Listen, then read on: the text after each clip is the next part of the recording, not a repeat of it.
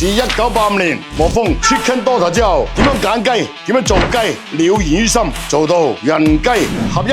除咗豉油雞，另一道花椒雞一樣獲得個鬼佬嘅好評啊！1秒學識中文，那個我人馬啦，不愧係魔鬼雞肉人啊！魔鬼花椒雞上菜。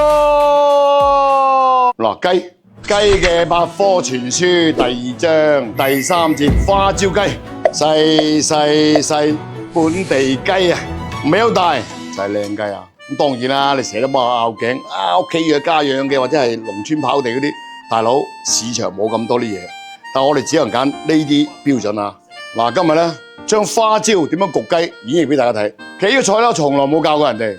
今日個僆仔咧偷師，咁自己翻去整啦，知其一唔知其二，做出嚟咧只有花椒味冇雞味，那真是人都麻啦！呢道菜嘅難點就係唔好俾花椒搶咗雞嘅滋味，烹調都有個度，點樣處理更加合理。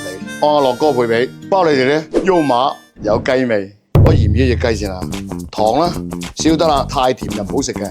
嗱，雞底未有啦，然後咧我哋俾啲生抽啊，有啲豉香味啊，先上加先俾少蠔油，再唔夠味咧就成樽味精倒落去。你傻嚟啫！花椒用咗3種啊，點解話學唔到咧？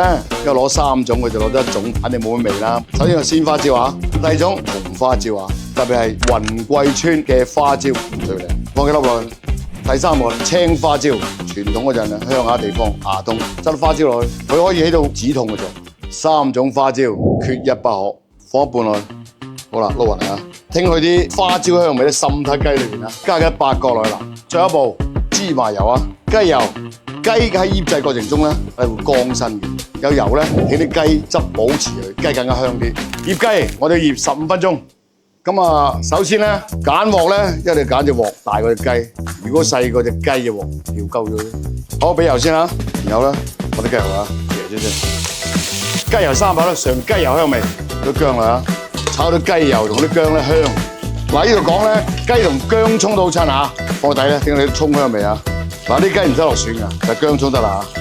放車上落去，特別好味啲雞。嗱，其實啲辣椒乾咧係唔辣嘅，有焦香味，放啲落去。少辣，好好味，就咁都已經好香啦已經。咁我將隻雞咧放落去啦，然後咧將餘下嘅小花椒滲落去。咁我喺佢過程中咧可以放少酒落去啊，咁過去，全程中細火20分鐘。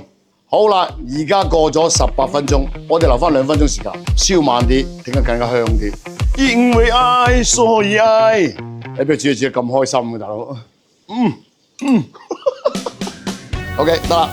哇，香到！鋪底嘅雞熟唔熟？最後部分多篤落去，有清汁流出就熟啦。有冇？冇流嘅。係資深攝影師喎。哦，係啊，雞毛啫，黐線。OK，啲渣都唔好掉咗去啊！攞翻睇下。咁春天咧，萬物復甦啊，濕氣上升。咁我哋食少少花椒食物咧，為自己身體排一少少多餘嘅嘢出嚟，令自己精神啲。熱辣辣，我哋整隻雞俾食下先。啲雞緊緊熟啦！哦，回緊馬，椒麻嗰種香味滲得雞肉裏邊咧，令啲肉咧爽滑鮮。啊，特寫老師都已經流手水。佢啲花椒味咧唔係你想象中好麻嘅，佢一點一滴，從甜味鮮味到有少麻味，越食越想食。